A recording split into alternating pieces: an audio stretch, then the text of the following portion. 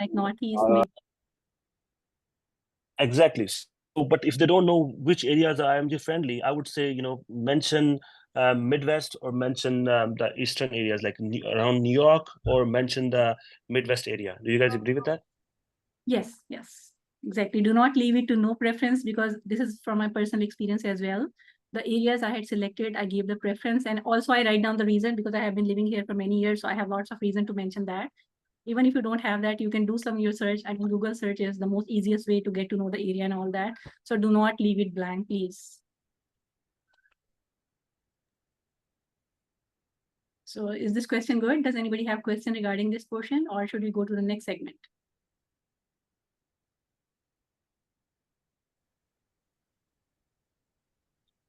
Let's Okay, go ahead. so, Yeah. okay, so there were 3 entries for the geographic preference. We can select that. Then is the education, higher education. This is like individualized. I won't go into that. Medical education, postgraduate training. If you have that, of course, mention that. Extension and interruption, no interruptions, and honors and award. You will go ahead, of course, individually if you have membership. And I think this is in the summertime or before application, this is most important thing, that you get involved in extracurricular activities. This is very important. And I think this is more important than getting 99 scores, because they want to have a well-rounded individual. They just don't want to have 99 in both exams and all that. They look at your personality as a whole. So try to get involved in lots of other societies, membership, sports, any other thing that makes you a well-rounded person. Then is the selected experience part. There are, I think, 10 experiences we can mention. You cannot mention more than 10. So now I will take the questions from Izanaya, because I think that was the question regarding experiences, and then Dr. Maroof, and we can try to answer that. Yes, Iza, go ahead, please. Hello, Dr. Mavish. How are you? Good, thank you. How are you? I'm good as well. Actually, I wanted to ask that I have not been able to travel because of my visa issue, but I have been working in my home country for last 3 years, like 1 year of house job and 2 years of um, MOship in a tertiary care hospital. Okay.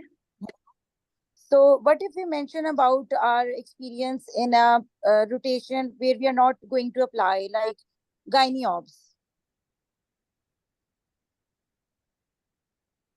So you want to say that you are applying in internal medicine, but you want to mention your gynae ops experience. Is that the question? Yeah, because it shows my abilities of working hard and working long hours and leadership qualities as well. It does demonstrate that. So should I mention it or not? Like my Yes, experience of in course. gynae obs. Of course, why not? Because, in like if you are applying to family medicine as well, that's also a part of rotation in that. So of course, mention that. It shows your ability. Okay. You have worked. And if you have worked and you do not mention it, how would you cover that time period then? We need to we do we, I mean, excellent application is you do not have gaps, but if you have that, you need to mention whatever work you have. Don't let it waste it. I mean, no work, no experience, no learning should be wasted. So mention that. Thank you so much. Thank you so much. That was really helpful. If you want to have any input, Dr. Maroof or Dr. Satar, go ahead, please. No, not yet. Thank you. It has been cleared. Okay, thank you. So next we can take Ayman. Ayman, go ahead, please, if your question is regarding the experience.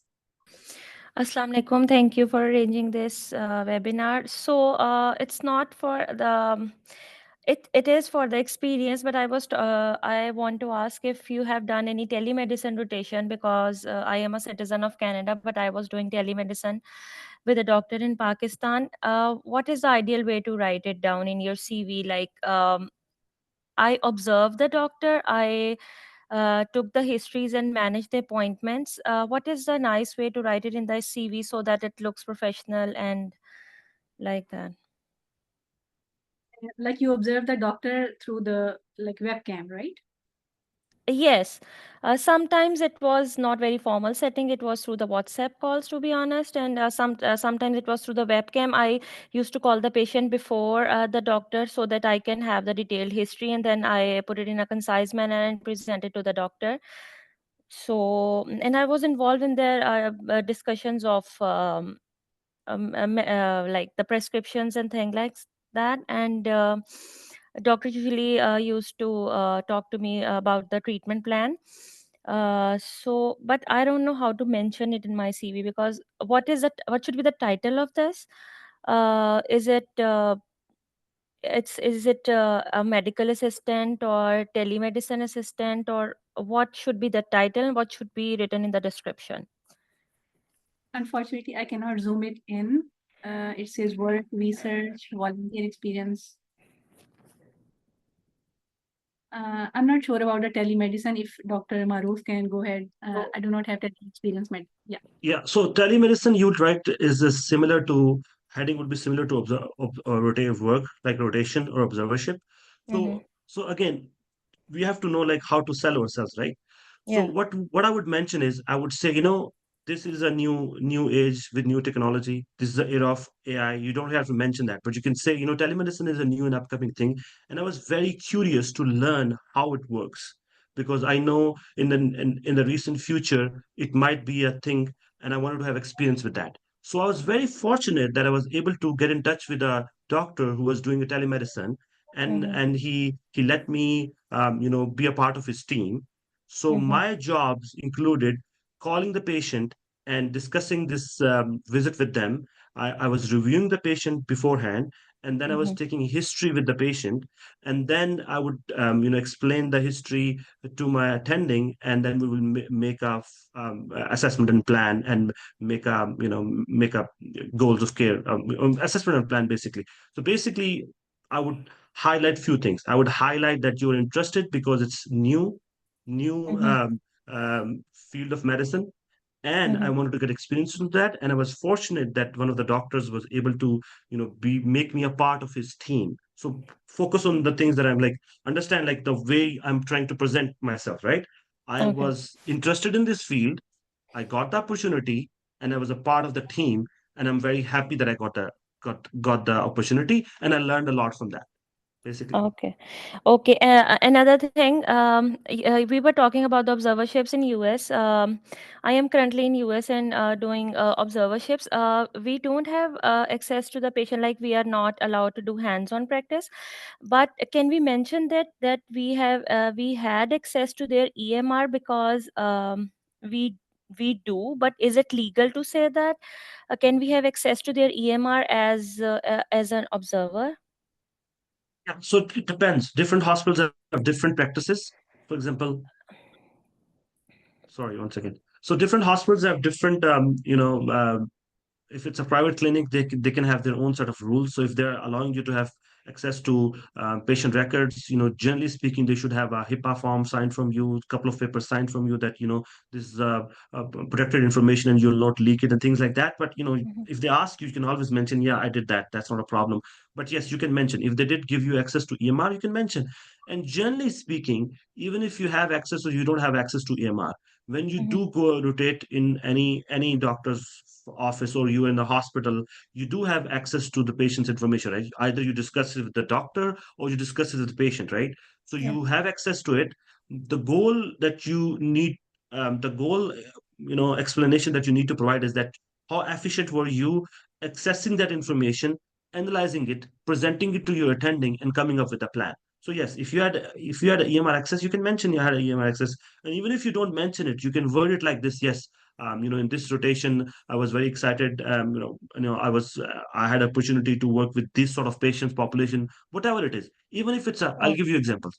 Even if you're doing 2, 3 medicine clinic rotations, you can always have something unique about that clinic. For example, Mhm. in some rotations, you can say, it was a unique opportunity because that clinic had a lot of patients who were coming from underserved population, right? Mhm. So you can mention it was a excellent opportunity for me because I got to know how to deal with I got to know how the doctors were dealing with the underserved population. And you know what I've learned? I've learned that these facilities or these doctors or this hospital, whatever setup you had some unique aspects that they were trying to help their underserved population. For example, I'll give you example.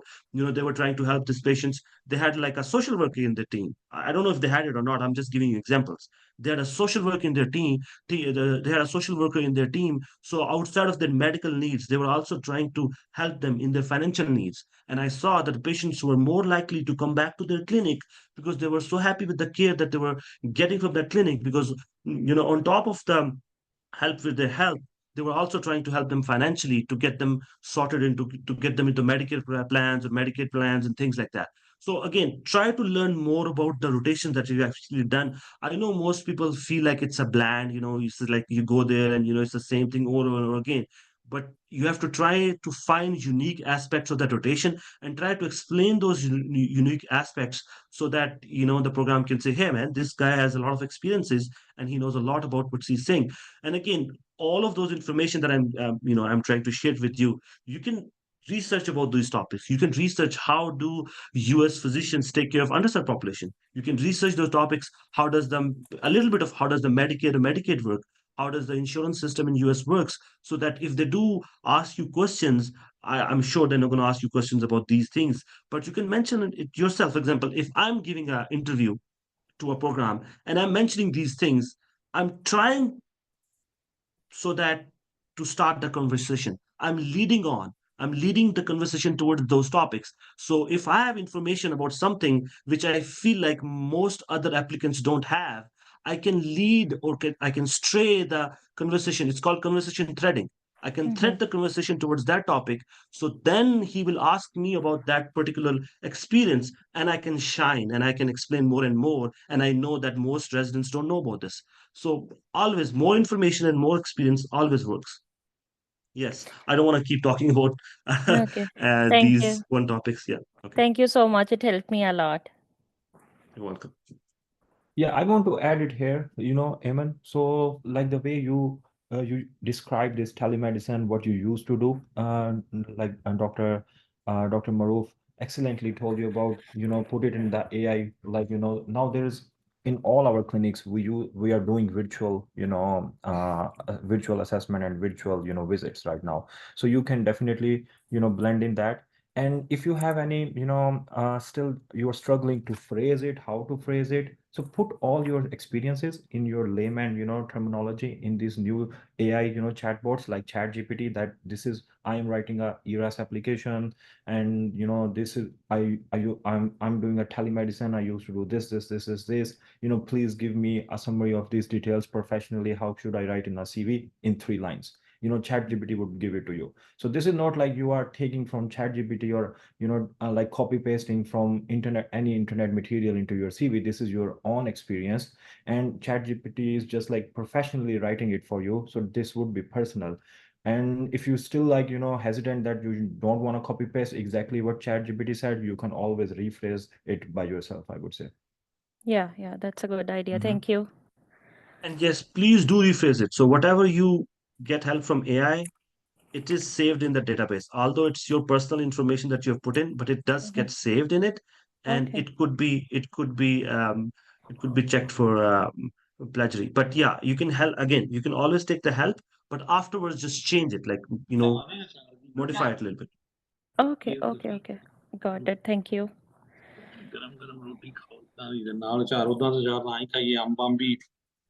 Can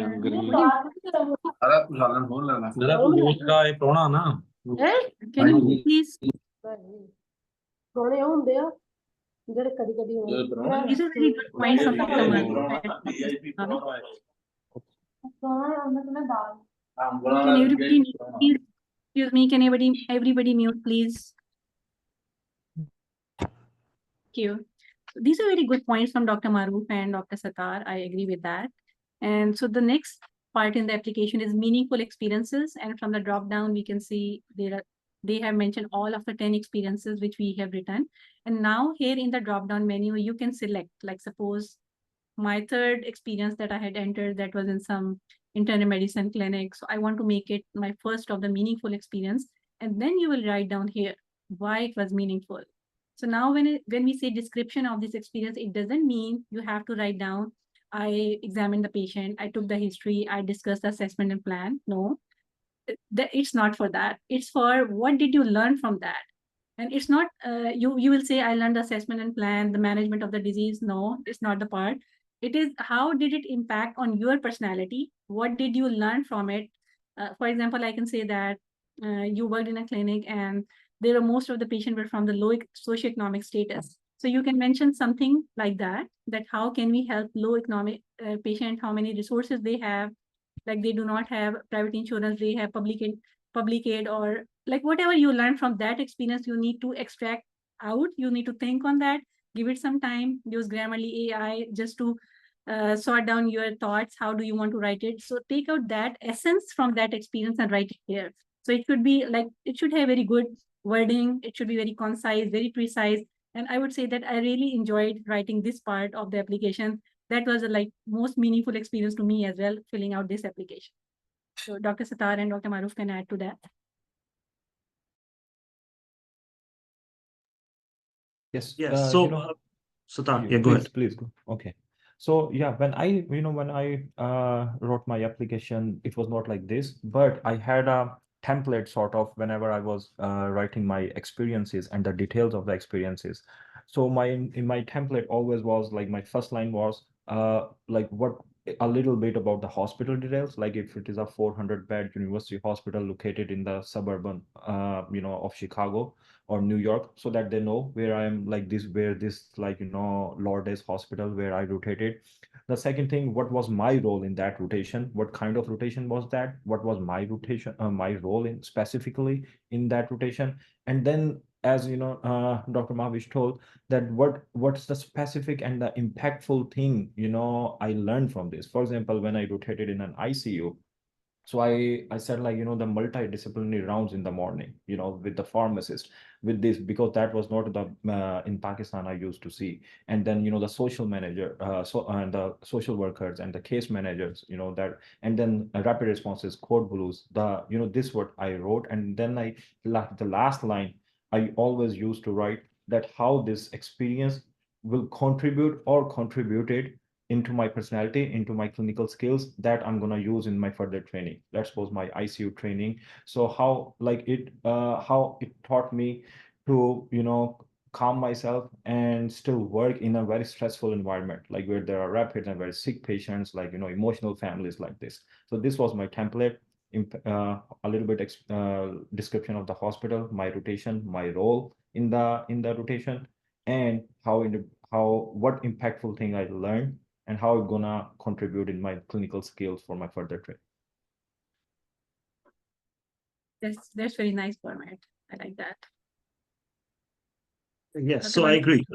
That's what I was trying to explain. Like, even outside of those meaningful experiences, whatever experience that you write, try to highlight what you learned from that experience. And specifically in that part, all you have to do is explain what did you learn from that rotation. Yeah, so I think we've talked about this.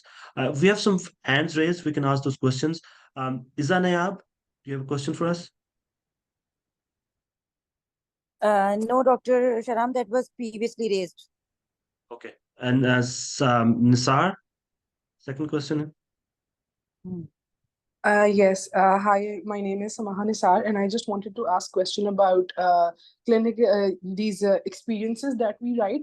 My first question is like, should we write all the experiences related to clinical side, or should we add, multitude of experiences, like, if we are a society head in our college, or if we have done volunteer work in different places like medical camps and stuff like that, should we include that as well? And if we do that, should one of those experiences, like I feel my house job time was the most meaningful experience for me to decide that I want to go into medicine.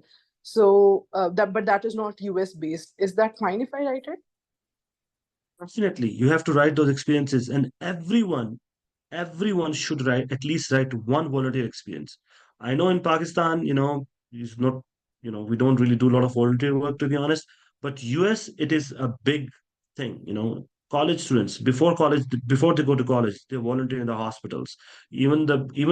Some kids are as young as like 16, 17 years old, and they're volunteering in the hospital. So volunteer work over here is it's a big deal, and they actually take it very seriously, and they do a very good job of doing a volunteer work. And unfortunately, we don't do that much in Pakistan. But if you have done, please do mention. And if you have not done it before, you still have time.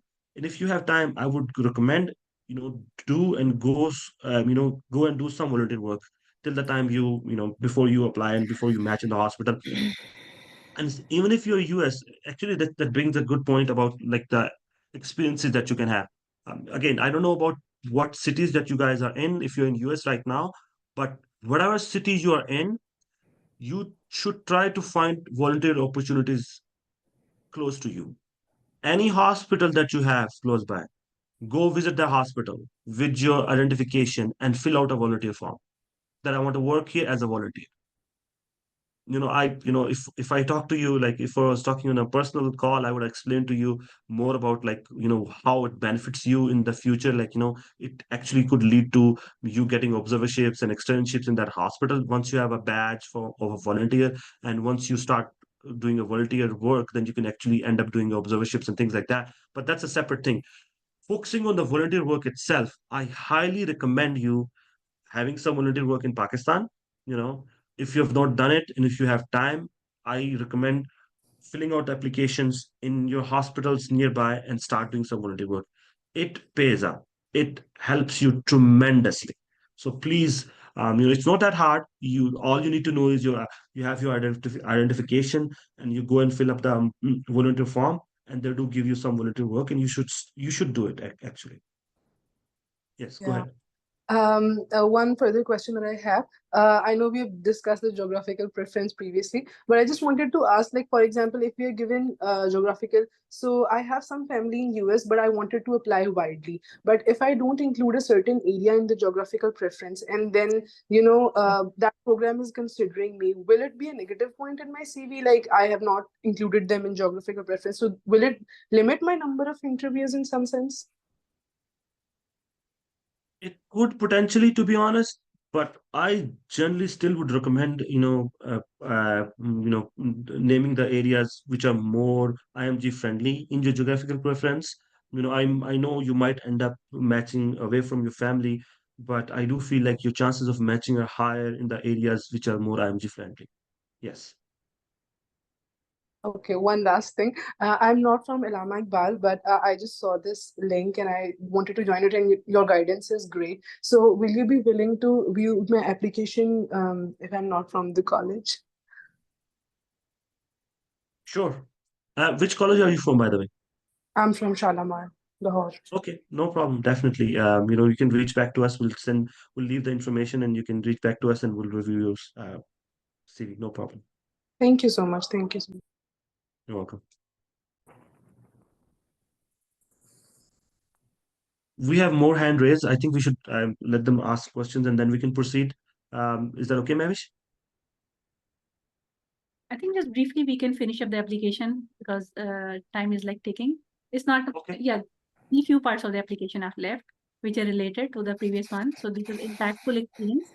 Now here we see there is only one box. So now you have to, in my opinion, I would say like what your life have been so far and how it has impacted you to become a person you are today.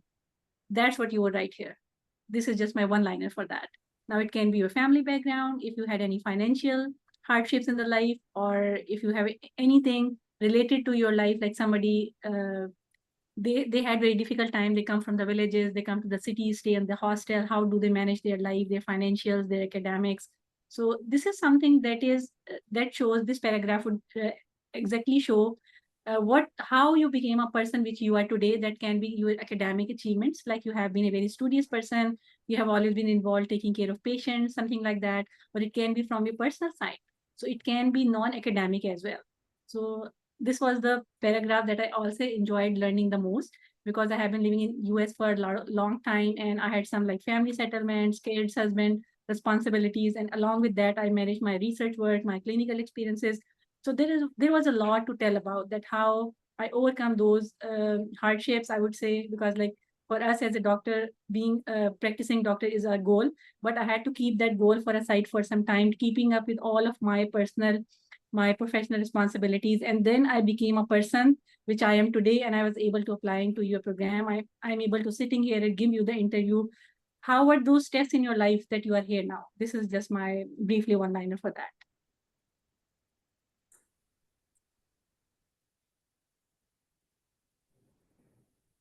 You can go Sounds ahead, good. Dr. Very well Maru. said, Mavish. We can keep going. Oh, okay. So next is hobbies and interest.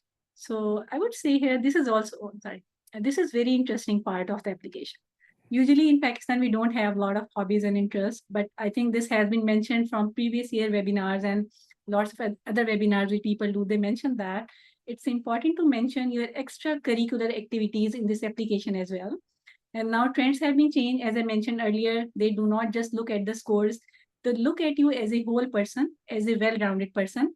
If you are good in tennis, if you are good in, like I can say myself, I have lots of activities, like I like to go for tennis, badminton, boxing, and you can mention that. And just do not mention that one like this, this. You have to mention how did it impact yourself, or how did it match with your personality.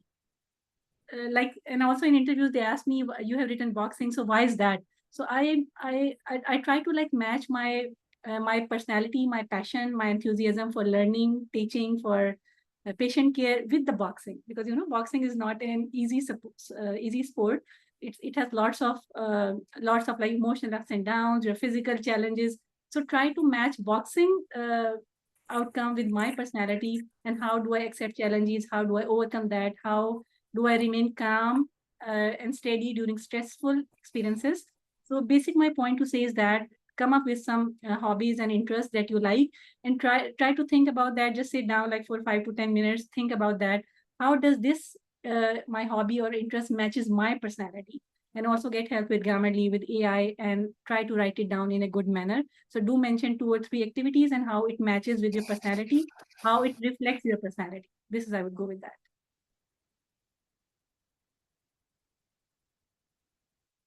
I think there's some people who are asking about like how is it different from the previous experiences that we mentioned.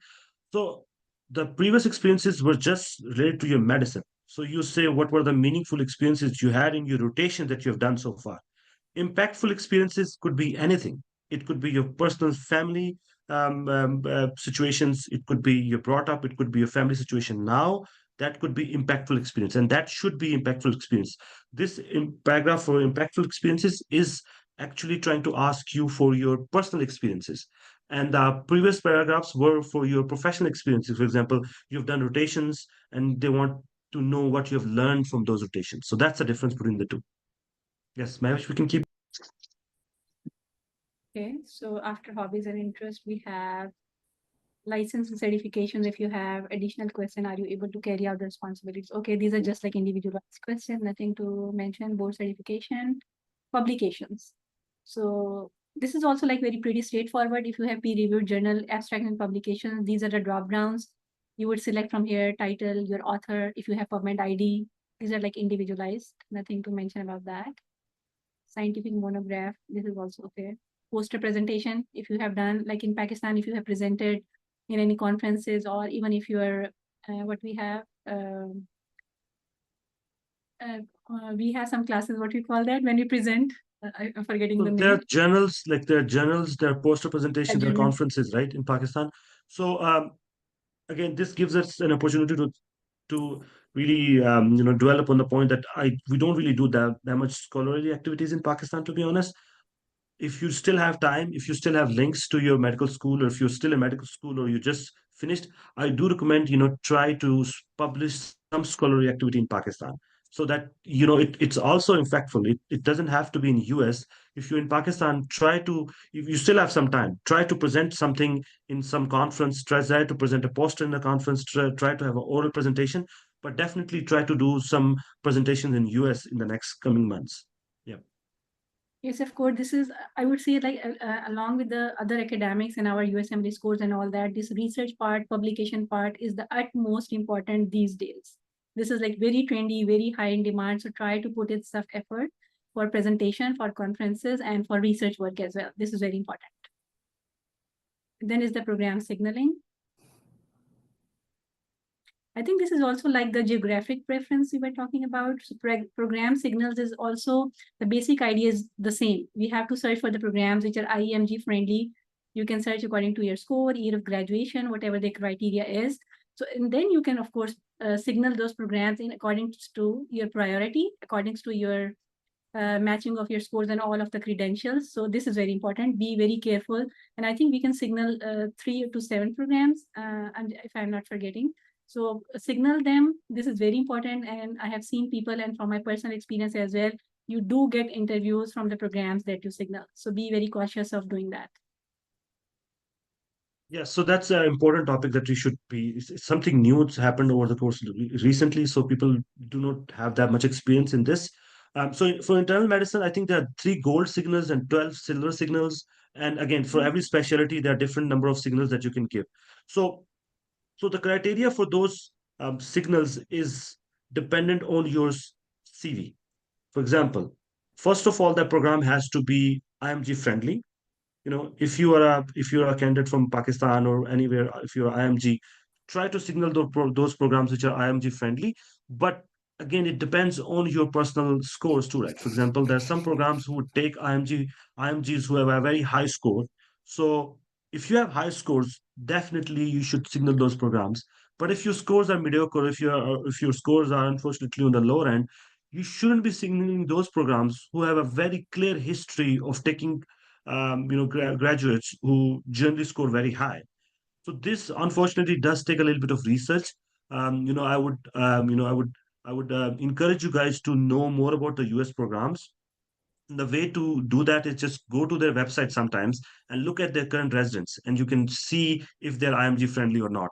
And secondly, try to get in touch with some of your seniors who have already matched. They've gone through this process. So if they can give you a little bit of idea about how many programs that they interviewed or how many programs that they had favorable interactions with, so you can definitely signal those programs.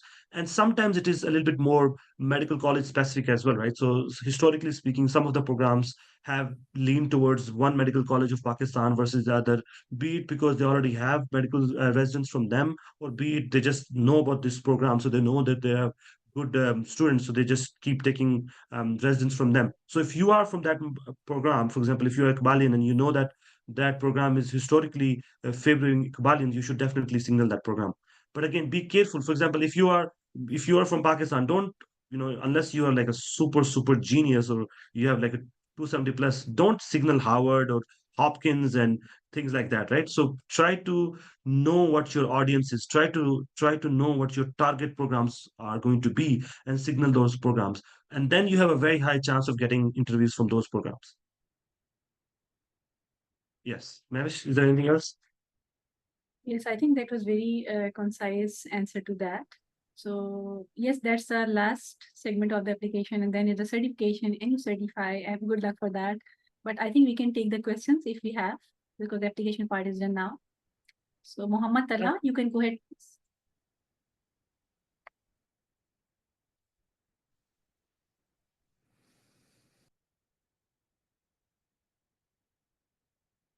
Oh, yes.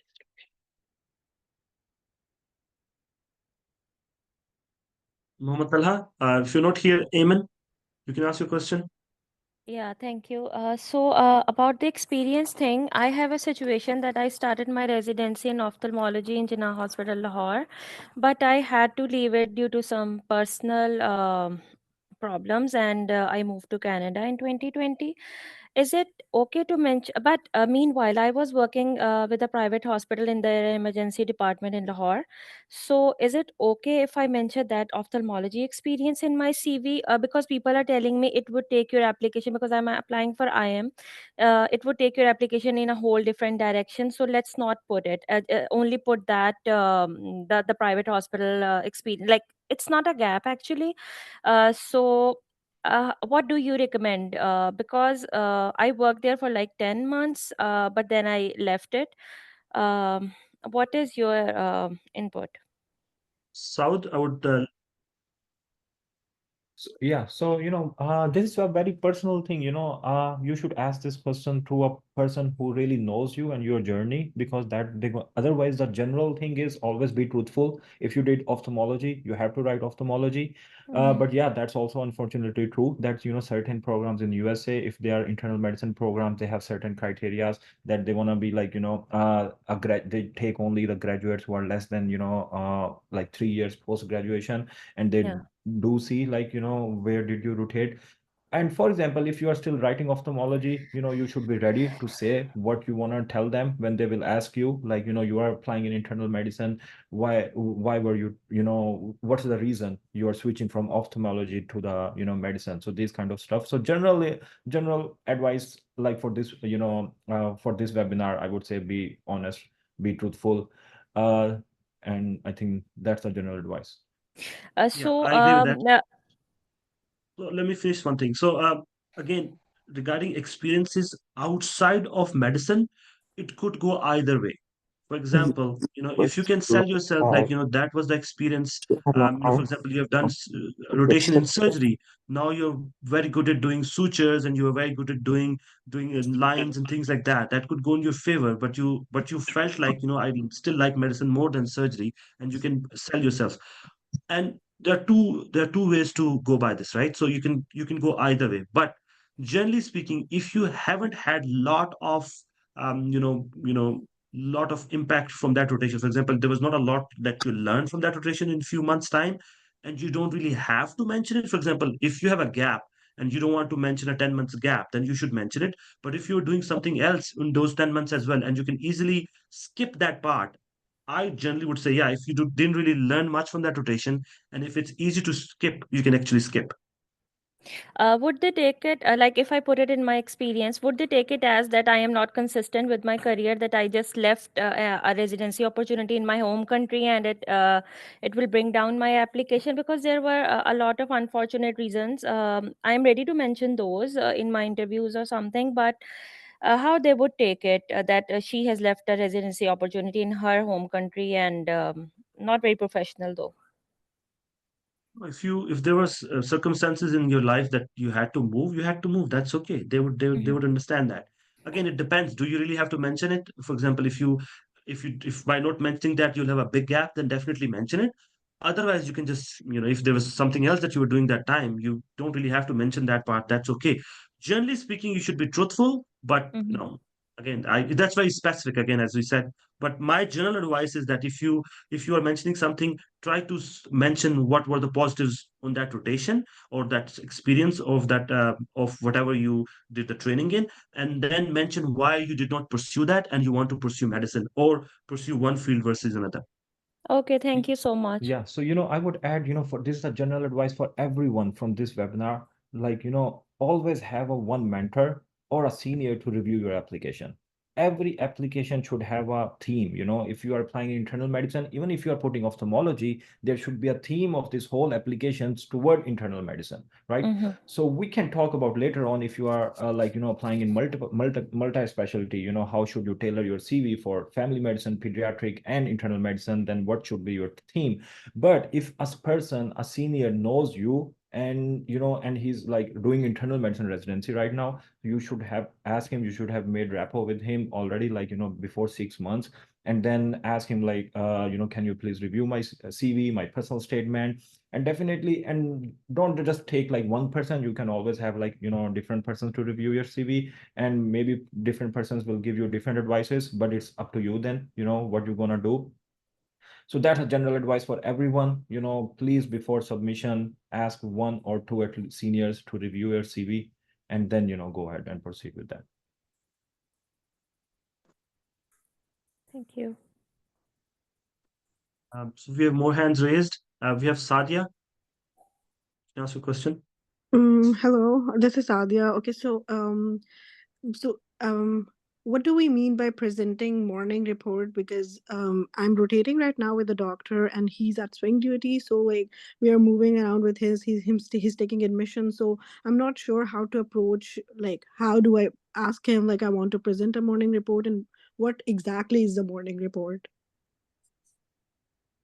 So morning report, I think Saad can explain better because it's been a long time that I haven't done morning reports. But yeah, Saad, go ahead. Yeah, this is not a question for the ERAS application, but I would answer it.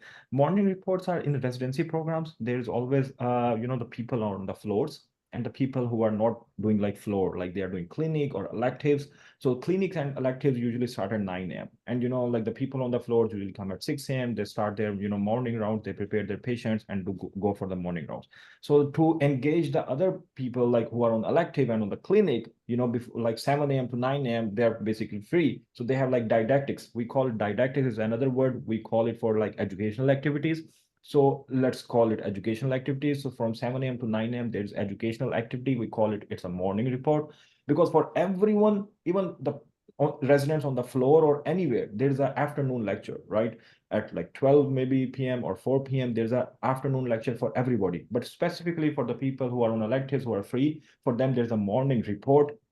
And in my program, we call morning report for the people of electives. Like we do like questions, MCQs questions, preparation for the boards.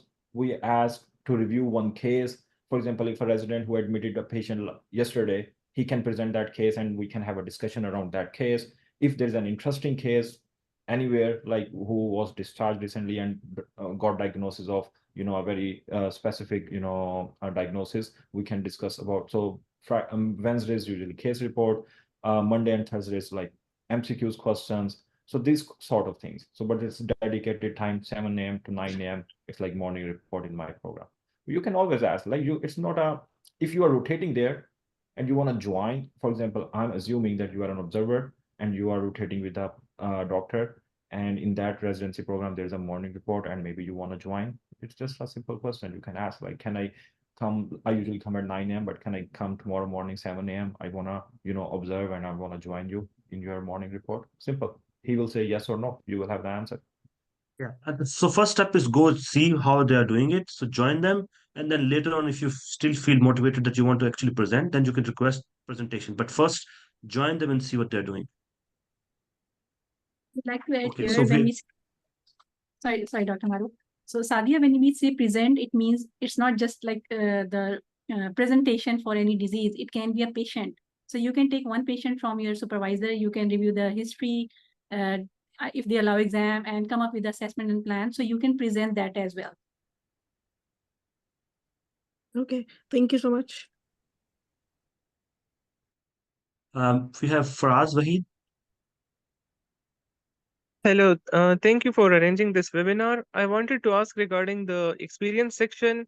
Is it okay to mention other activities apart from those related to medicine in the 10 experiences, like extracurricular activities and social volunteer work? So for volunteer work, there's a separate work experience. You can put a heading, volunteer work, and put the volunteer work there. And the extracurricular activities, there's a separate paragraph. You have the hobbies paragraph for the hobbies that you can work your extracurricular activities. So there are different areas that you mentioned those different things. Yes. Okay, thank you. Yeah, I think in the Dr. work experience, you can only put work experience, volunteer work, and maybe research. And there are Yes, this is specific, what I like, was saying. Yes. Yeah, there So, is a and drop down in the experience and you can select that. Yeah. exactly. So you And mentioned this is the as experience. You mentioned volunteer work as experience. Research as experience or observership as experience. So it will come up a separate paragraph in your CV. yeah. Okay. So my mentor told me to go around on the Dropbox and at least put whatever in the Dropbox is, at least give like one experience of that. For example, there was a volunteer experience, there was a research, and I had nothing, like no volunteer experience and no research experience. I was applying right after my graduation, so I didn't even do like house job. So what I did, I chose 6 or 7 clinical medical experiences and volunteer experience, my community medicine. Like I did, like I went to this, there's a place, there's a Save Our Souls village where there are the orphan children. So I, in my 3rd year of my medicine, all Iqbalians, I believe they usually go there. So I just put that as in my volunteer experience. And same, my community medicine, I did one like, survey on washing hands. So I put like that my research that I contributed in the survey, this and that, and even in the poster presentation I put that I created a poster and I presented a poster on washing hands. So that was like just to fill, because my mentor told me to do something to fill everything, every drop down. So I did it. Southern Mavish, I need to unfortunately there are 2 codes back to back. So I have to go take care of that. I hope you guys can just, there are a few more questions, Yes. and you guys can finish, right? Yes. No worries. Thank you, Thank Dr. you for your Maru. time, Dr. Thanks. Maru. Yes. It was very Thank you informative. so Thank much. you. Thank you so much, Mavish and Sal, and thank you so much everyone for joining. Hopefully we'll have more webinars soon as well. So thank you. Sure. Okay, we can Yes, take next question. Or Dr. Mavish, you want to add something? Yeah, I just wanted to add that was very good experience. You know, washing hand was very important during COVID time, so nothing to worry about. So we can take Ramsha Abdul Kadir. Hello, Assalamualaikum. Can you hear me? Yes. Thank you so much for arranging this informative session. It was really nice. So basically, I have two questions. You mentioned that we should write in impactful experience, whatever our own journey is, whatever hurdles we face. But I was getting confused that while I'm currently writing my personal statement. So the hardship that I faced during my journey, I'm writing that down in my personal statement. And then again, I have to repeat the same thing in impactful experience. Won't it be a repetition?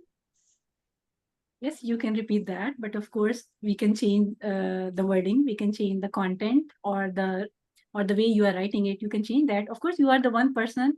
You are same representing yourself in the personal statement, and you are representing yourself in the impactful experience. So you will be same person. So you can just change the wordings.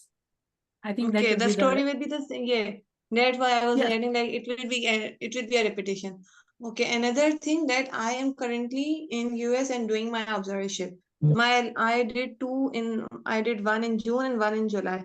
Now I am doing two observations simultaneously. They are in clinics, but the days are different. One doctor does clinic only once a week, and the other has I go to other clinic 4 days a week.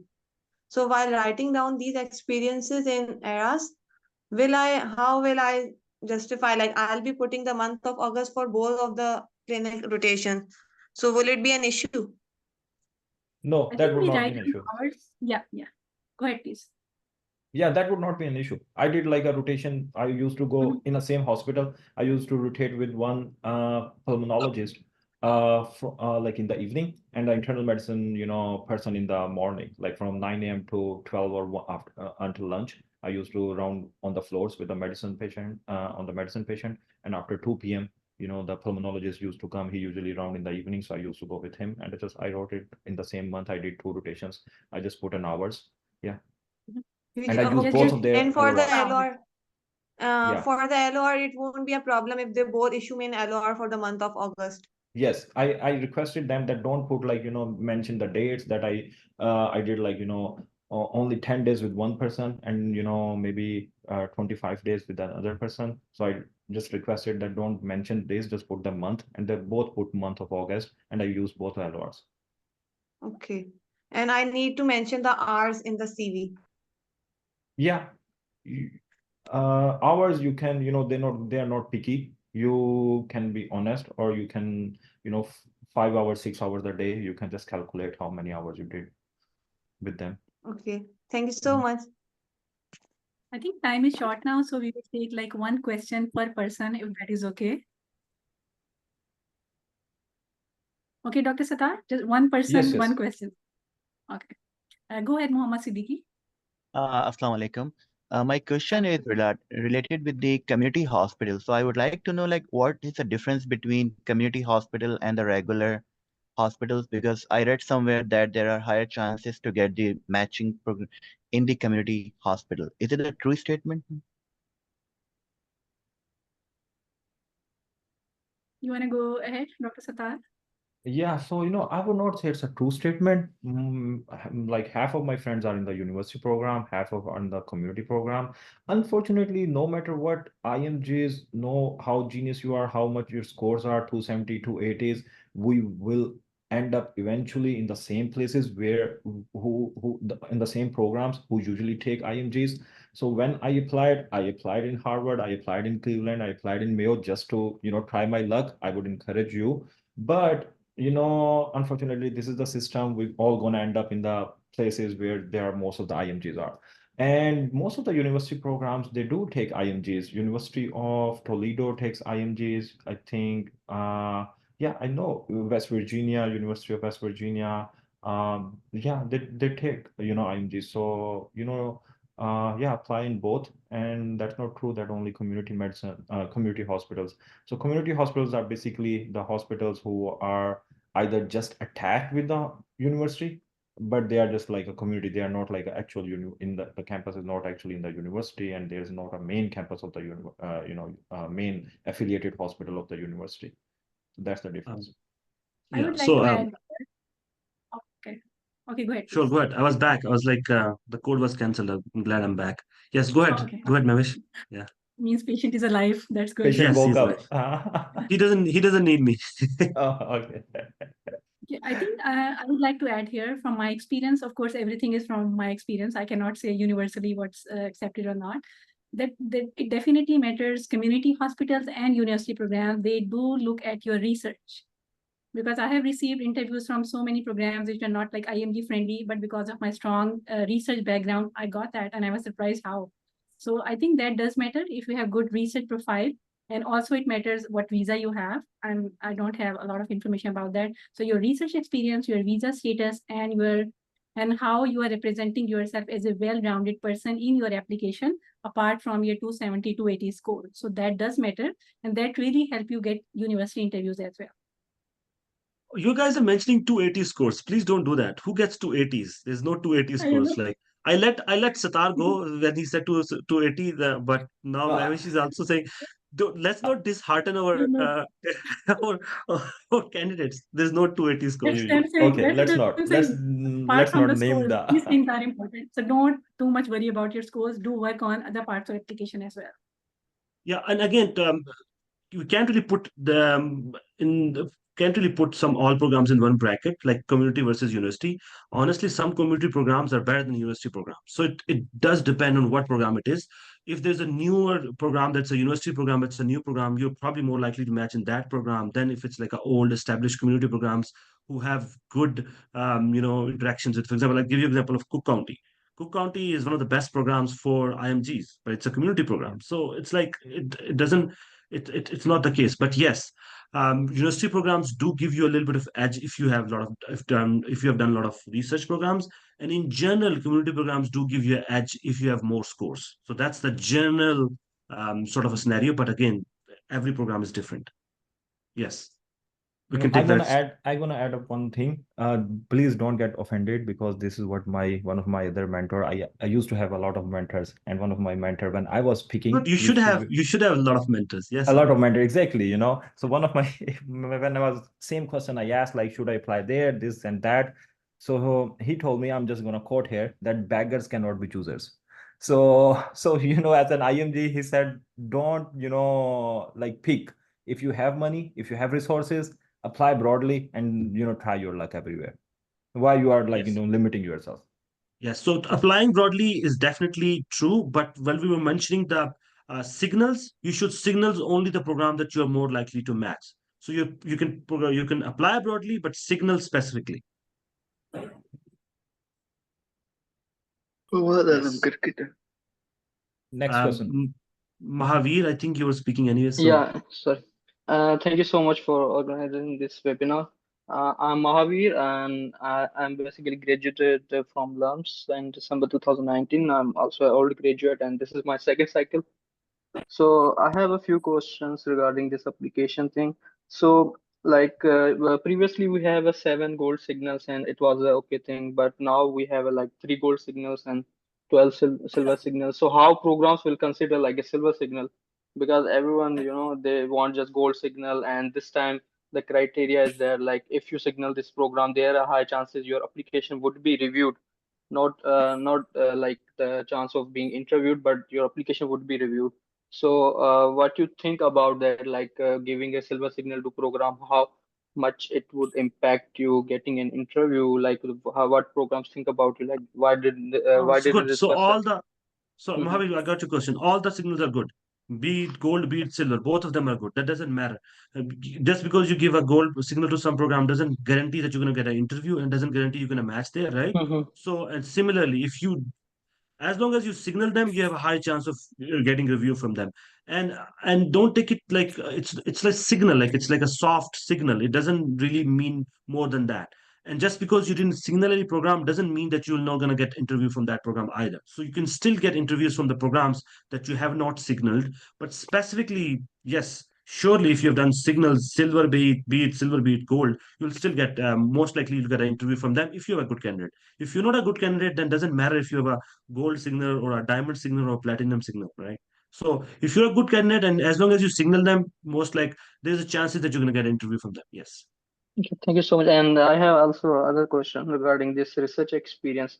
So I was not like a research scholar, research assistant job, but I did few publication, and now I also actively involved in some publications, some narrative reviews. So should I consider mention it in my research experience? Because So last you time are I didn't involved. mention it. So you Like are I did involved in some the publication. Yeah.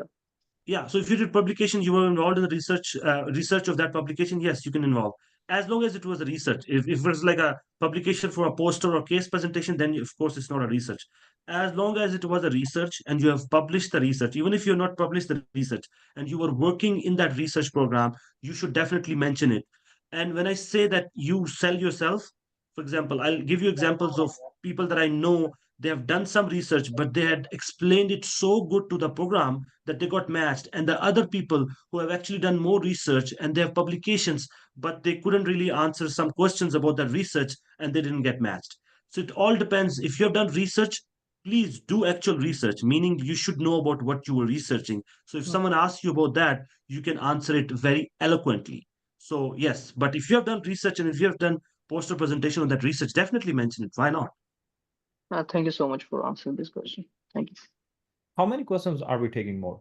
Or So two more questions. Actually, I have to go. There are three more people who okay, have hand okay, raised. two more questions. Mhm. So you have Noor.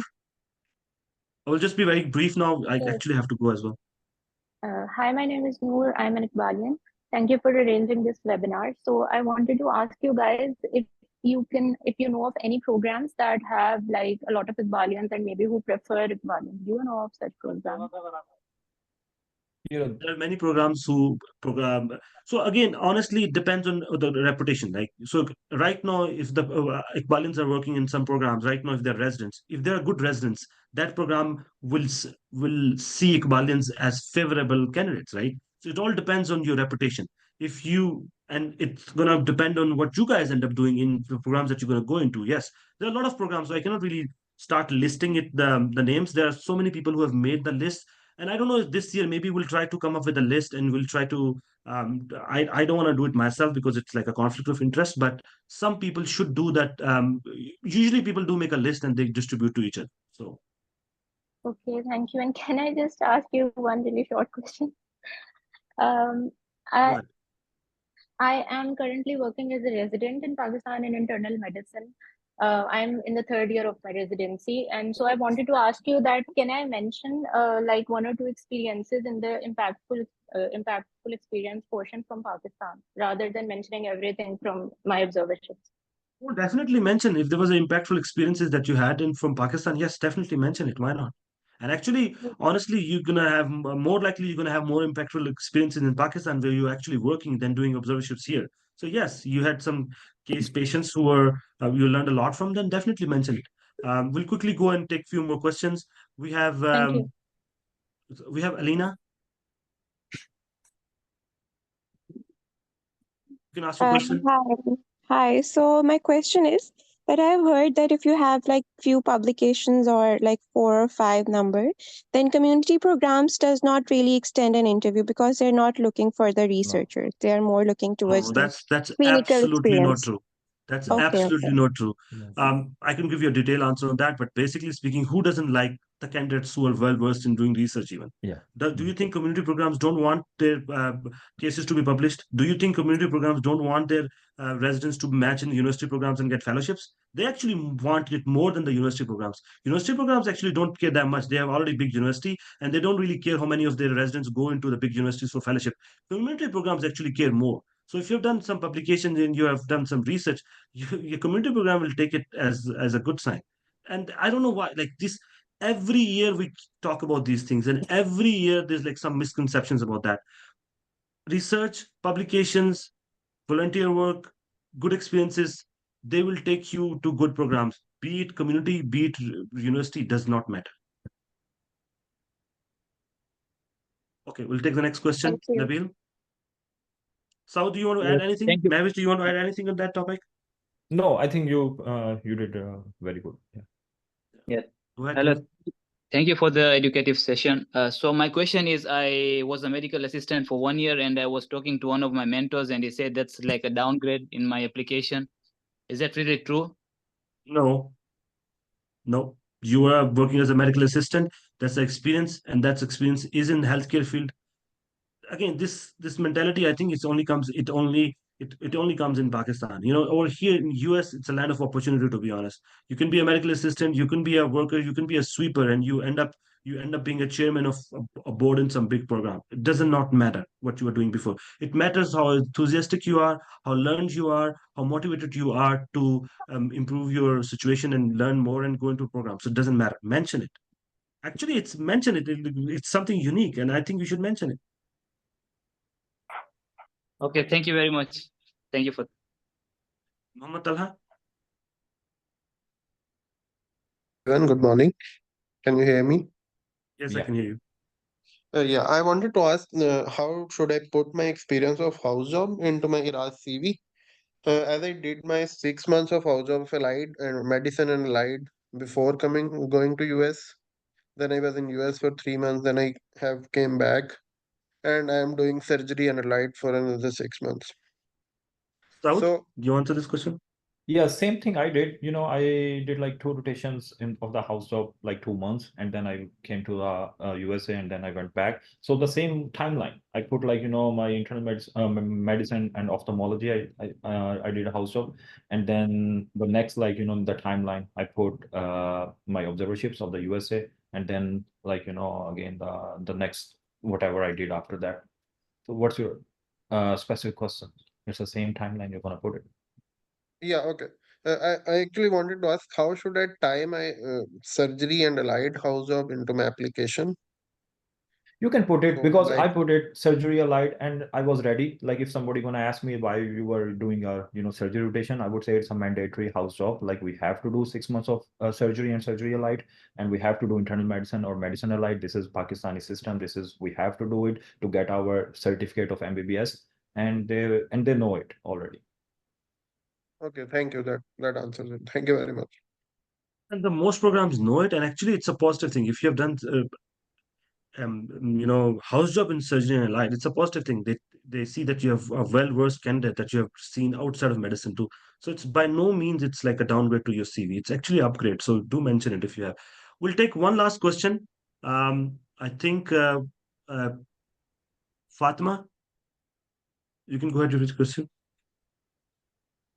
Assalamu alaikum. Thank you so much for the session. I wanted to ask, should I signal the programs that gave me an interview in SOAP last match when they are not IMG friendly? They're basically university hospitals. Is there a significance that they did give me an interview in SOAP? So my question would be why they didn't, take you if they offered you in the SOAP. SOAP is post-match, right? So they were very Yeah. desperate. Maybe there was an empty seat. They offered you. It's a quick decision in 1-2 days. What was the reason? What do you think? If, for example, the reason was you didn't have that certificate or ECFMG certificate or some specific reasons, and now you overcame that reasons, and now you are a well-rounded applicant for them, obviously, signal them again that now my CV is complete. That was deficient back then, and now I'm like, please, I'm signaling again. They will maybe review you. But if there was another reason, or maybe this is a very different program who does not take IMGs, but one seat was left over and they just offered you back then, so don't do it then again. So there were like about 6 university programs that did offer me, and they're not very IMG friendly. So what would be your advice to allot them the signal? So signaling is very, specific. Only 3 gold and, 7 or whatever silvers are. So I would say communicate with them. Communicate with maybe you already interviewed with them. Communicate with the program director. Send an email that you are interested. That will justify the signal. So don't waste your signal there. Just email them. You communicate them. You just explain to them that I was interviewer during the SOAP and I'm still interested. Maybe they will reply to you, and that's your signal already, right? And signal where your more chances are, because this program already rejected you. So signal, speak to your so for example, your scores are 230 and 240, right? So just ask your seniors who have this kind of scores where they match, try to match your CV, geographical preference and everything, and see which programs are more likely to take you, and signal maybe them. And because you have to use, very specific 10 most likely or 15 signals only, right? It's a limited number. Yeah, don't waste. Okay, thank you. And then there was another question that I'm a pediatric applicant. Somebody advised me to not put my medicine allied rotation of house job in the CV to make it more focused. No, you should put it again. Like if is as a medicine rotation in Pakistan, house job training, you should put whatever you have done. So don't fuss that. It doesn't matter. Like if you've done medicine rotation in Pakistan, most people do medicine house job allied rotations. That's okay. And then you want to do peds, that's fine. Okay, thank you. And then just No, one last question. okay. Okay. All right. Okay, so I haven't published the research yet. It's still in the editing submission You can put process. like So can you you can do currently working in a research project. Yes, you can mention that. You so don't you really can have to. If put it in yeah, the experience, right? yes, you can put it in the experience. Thank you. Okay, Thank you so much. since we let her ask 3 questions, I think it's only fair that we let one more person ask a question. Just one question, Sami. I think you're a last person, and then we're done. Sami, can you hear us? You can open your mic and ask your question, and then we'll finish the session. Or we can move to Asan if Sammy is not listening. Okay, Asan. Hello, sir. I wanted to ask, I am not certified yet, but should I apply in this cycle because I unable to clear my OET? So I am little bit confused. Like I have 3 USC and I'm applying in PEDS program. So what will you guys suggest me? Should I apply in this math cycle and should I take a risk? It's a very specific question, Hassan. I would ask you to have a mentor and review your CV and your chances of getting matched. Like what sort of a financial burden is going to put you by applying, and what are the pros and cons? It's a very specific question to your situation, and it will be unfair to answer this question right now. Okay, I sir. would say Thank no. No, I would say no because OET is required for ECFM certification, and all of the programs they need ECFM certification. So I would not advise that. Okay, so someone messaged Muniba. You can go ahead and ask your question. I'm I'm sorry, we here. keep Can saying I? last question. Yes, okay. Hi. Just quick questions. Just 2 quick questions. Yeah, just one quick question. I'm Hi, I hope everyone's. Can I go? Are you Sami? Are you done? Yeah, I'm here. Can I speak? Yes, Yes, please. Sami, go ahead. Yeah, salam everyone. Welcome. Actually, I have a question regarding the work that currently I'm doing. I'm actually working as a clinical research coordinator. At the same time, I'm also working in a clinic here. My question is, since I have, spent some of my time in India after finishing medicine, so at the time I got the opportunity to work in a charitable clinic. So can I mention that experience as a voluntary work? I worked as a medical officer there during internship as well. So was it a volunteer work? It was a volunteer work, right? It was actually it was charitable clinic, so I was working for free, but I Sure, was that's working fine. as Yeah, it's a volunteer work. You can put it as a volunteer work. That's okay. And can I at the same time can I put that experience in CV as well? Yes. At And two that the places. volunteer work is an experience. Yeah, so it will be in your experiences. And currently, I'm working in a clinic also as a scribe, medical assistant. So, what would be the right thing to put in the CV? Like, should I put Work it experience. as an Work experience. observership or medical You're, assistant? Or you're getting paid for it, right? So it's a medical assistant versus a scribe position. You can put it as that. okay. Yeah. So Okay, no need to Muniba. Thank you. Sorry. Yeah. So Hi, one is thank your you for volunteer taking my experience. question. Yeah, go ahead. Sorry, you can continue talking. Go ahead. Okay, so my question was, I was unable after I finished my medical school, I was unable to do my house job, but I was unable to start my house job, but I had to fill in the year with some work, right? Because I didn't want to have a gap year. So I started doing electives at another hospital. I did 3 electives for different departments for 3 months each, but they're separated by like at least a month's gap in between those 3 electives. So that they're like over a course of 12 months, but with 3 months gaps in between and 9 months when I worked in 3 different departments. Now, my question was, in the experience section of the CV, of the ERA CV, you only have 10 drop down 10 options to list your experiences, and I wanted like a well-rounded CV, so I wanted to mention my volunteer work and my research experiences, and I also wanted to put in my US clinical experiences that are also like more than 10 at that time. Like if I include all of that, I just don't know how to put them all down, list them all, which one should I exclude, because they will come out as more than 10, and I would like to prefer my US clinical experiences over the ones, but I don't want to have a gap year in between. So what should I do? You can combine them. That's okay. If there was a 1 month gap between them, that's okay. You can Yeah. just combine those two, three. No, but there's like Rotation, 1 say, month. So there, yeah, doesn't there are matter. 3 experiences, 1 month at one You time, don't and then 2 months at specify. another time. Muniba, you don't specify dates on those things, right? So you Right, just can just right. put during this period, from this period to that period, I was doing patient here, here, here. That doesn't matter. They're not going to Right. grill you on exact date you left one program and exact date you. Right. I'm working here and I have a 2 weeks vacation, so that's okay. That's fine. Yep. So just Okay, so I should lump them just, into yeah. lump them into one, and you can mention it as one experience.